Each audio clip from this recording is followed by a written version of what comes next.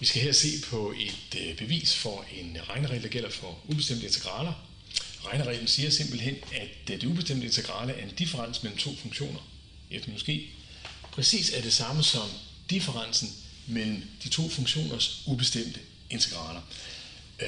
Når vi skal bevise sådan en sætning her, så gør vi det via integrationsprøven, som jeg har skrevet her, eller øverst på tavlen. Og vi vil helt konkret gøre det, at vi vil prøve at differentiere højre siden af lighedstegnet, og så vil vi se, at det præcis giver integranten herovre på venstre siden.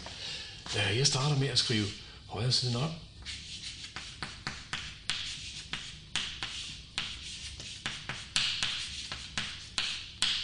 Og den her højre side skal jeg så differentiere. Og nu kommer selve, sjælen i beviset.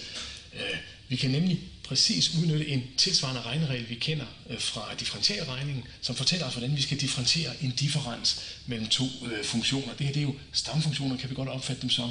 Og en differens mellem sådan to stamfunktioner eller funktioner, det er simpelthen, når vi differentierer den, det er simpelthen differentialkvotienten af den første funktion minus differentialkvotienten af den anden funktion.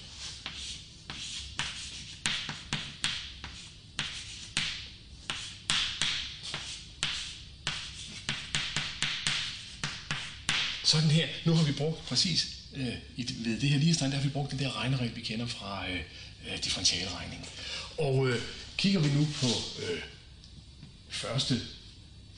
det første led her, så kan vi jo se via integrationsprøven, at det præcis giver integranten her.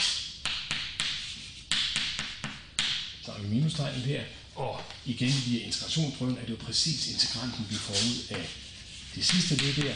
Så her står så en differens mellem to funktioner, og til sidst kan vi bruge vores definition på en differens til to funktioner, nemlig at vi kan skrive det som f minus g af x. Og nu har vi simpelthen fået etableret integranten herovre på venstre siden i sætningen, og sætningen er hermed bevist.